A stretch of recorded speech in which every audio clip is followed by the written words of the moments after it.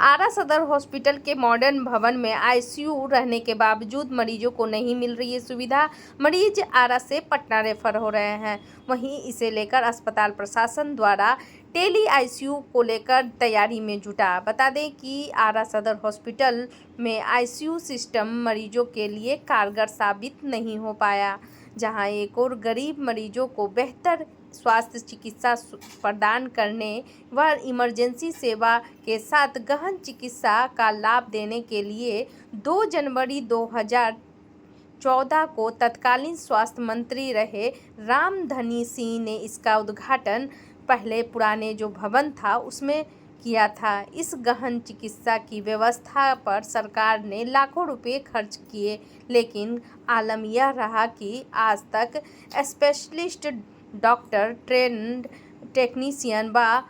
Man power के अभाव में सही ढंग से सुचारू रूप से आईसीयू का लाभ मरीजों तक नहीं पहुंच पाया। व्यवस्था देने के बावजूद सही तरीके से इसका उपयोग नहीं हो पाया। कोरोना काल में इसे कुछ दिनों के लिए चालू किया गया था, लेकिन पुनः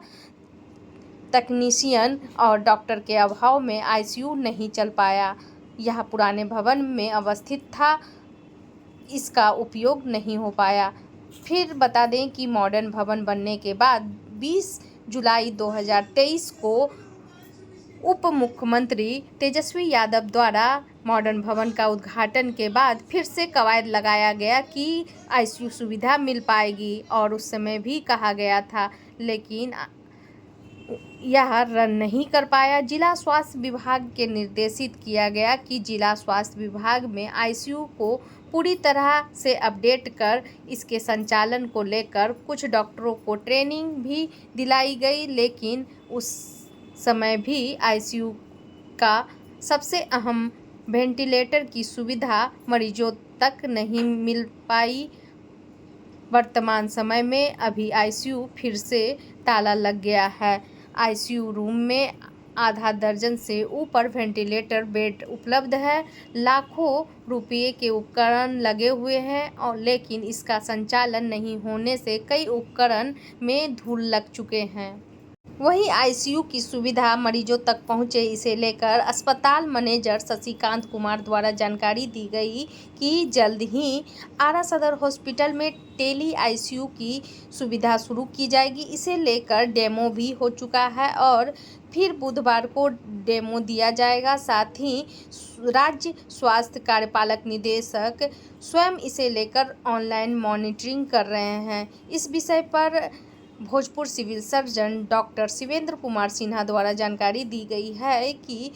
आरा सदर हॉस्पिटल में टेली आईसीयू के माध्यम से मरीजों को इलाज करने की पूरी तैयारी में जुटा है अस्पताल प्रशासन। लेकिन आईसीयू ये हम बहुत पहले ही हमारे यहाँ शुरू हो गया था, 2014 में ही सैंक्शन हुआ था, और उस समय किसी तरह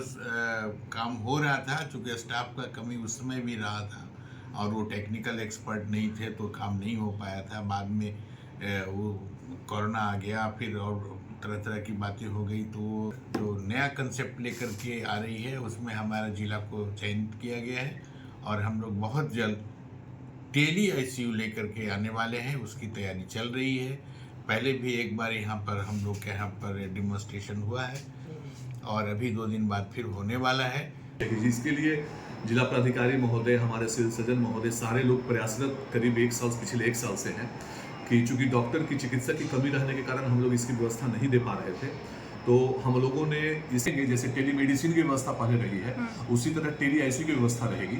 और इसमें डॉक्टर देखेंगे, यहाँ पे हमारे स्टाफ को वो इंस्ट्रक्ट करेंगे, सारा मॉनिटर्स पे उनका स्क्रीन पे सारा पेशेंट का उनका वाइटल से लेके सारा चीज़ दिखाता रहेगा, और उसी अनुसार से क्या दवा देना है, क्या मतलब ऑक्सीजन का मात्रा रहेगा, कब उनको क्या करना है, ये सारा चीज़ वहाँ से इंस्ट्रक्ट करेंगे, और यहाँ पे मॉनिटरिंग के लिए एक डॉक्टर रहेंगे जो इसके इंचार्ज होंगे। जा रहे हैं देखिए, जो भी गंभीर मरीज है वो आते हैं सिर्फ यहाँ पे और डॉक्टर को दिखाते हैं, बट यहाँ से डॉक्टर लोग उनको डायरेक्ट दिखा के पानी वगैरह चढ़ाते हैं और उसके बाद डायरेक्ट पटना रेफर कर देते हैं, और इसके लिए और हम लोग को बहुत सारे परेशानियाँ हैं, और इनका मतलब अभी रेफर कर दिया गया है पटना,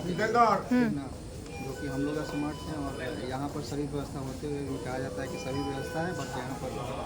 कोई मतलब सुविधा नहीं दिया जा रहा है। हम लोग को जो परेशानी हो रही है, अब यहाँ से पटना ले जाने के लिए काफ़ी दिक्कत हो